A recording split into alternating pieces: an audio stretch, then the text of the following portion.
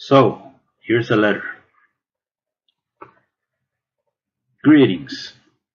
Thank you for taking the time to read my letter. I really appreciate it. My name is Nisin R. Lopez. I'm a 43-year-old Cuban American artist based in Miami, Florida. I am contacting you in order to denounce a hideous crime that is being perpetrated against me here in the United States of America. Contract stalking and electronic weapon assaults sponsored by corrupt elements in the US government.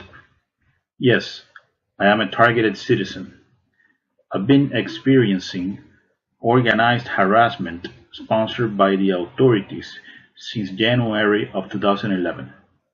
This thing ruined my life. You might be saying to yourself, what exactly is organized harassment, right? Well, this is not easy to explain, you know.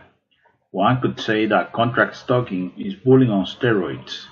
Covert harassment, organized group stalking, or community-based mobbing is pretty much a form of political repression, extrajudicial punishment. Organized stalking is a secret program of the US government designed to destroy targeted individuals emotionally and psychologically through dark neurolinguistic programming and negative aversive stimuli. We're talking here about a multi-layered interagency program. Law enforcement is behind this, the intelligence community is behind this, and third-party contractors are behind this. Private security companies, mostly employ ex-military and ex-intelligence agents. As far as the organized community harassment done to me every single time I go out into the general public, the unjust systematic harassment is done by a group of people in an organized fashion, using unethical means in order to torment, preoccupy, agitate, intimidate, and terrorize the isolated victim 24/7 no matter where he goes. I'm talking about acts of provocations, street theater, invasion of space, noise campaigns, mimicking directed conversations, engineered collisions, orchestrated synchronicities, entrapment, etc. Pretty much community-based mobbing based on choice reference patterns. The targeted citizen is exposed to a stressor outside the range of usual human experience.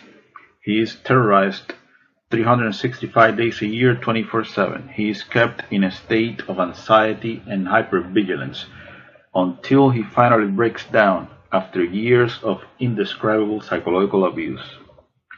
Most victims of this program end up homeless, in jail, or in psychiatric institutions, isolated with no support system, broken in spirit.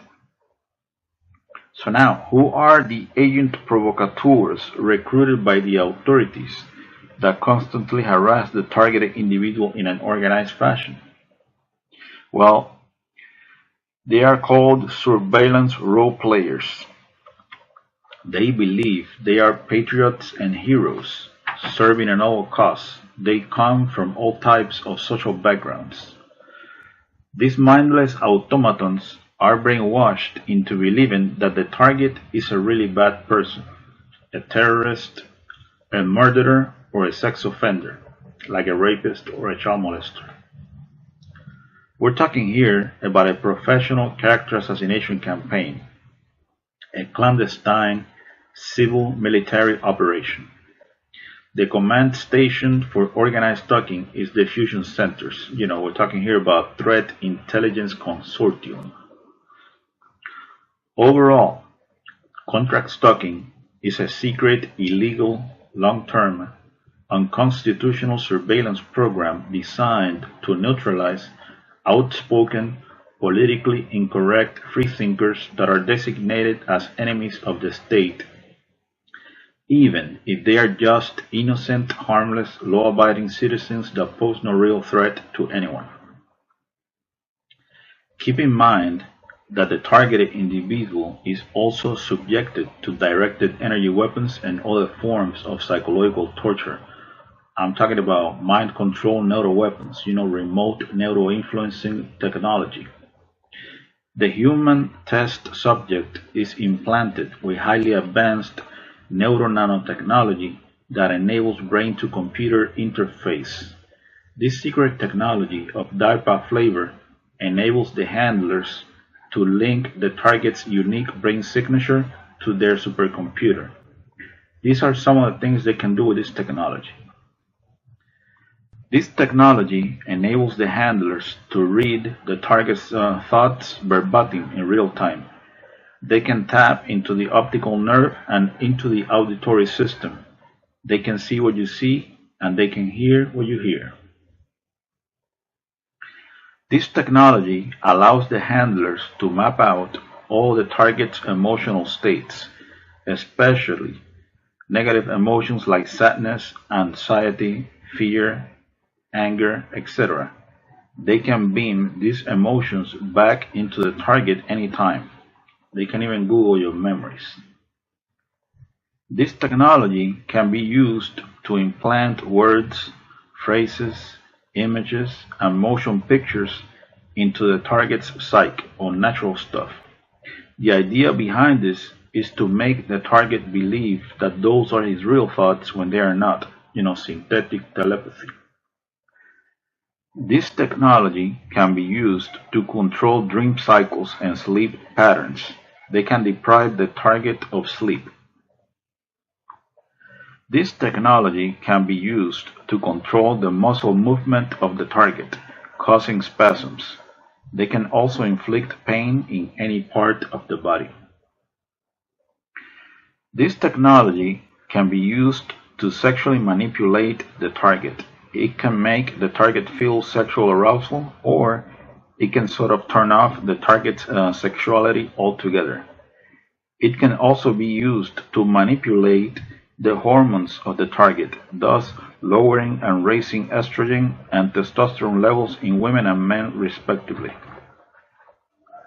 This technology can also be used to eliminate the target with an artificial heart attack that generates no forensic evidence.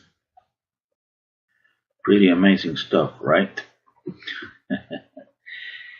All the experiences of the human test subject are stored in a supercomputer that predicts behavior based on past choices.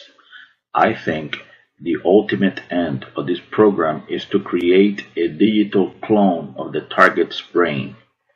They basically got control over your thoughts, feelings, emotions, sensations, etc.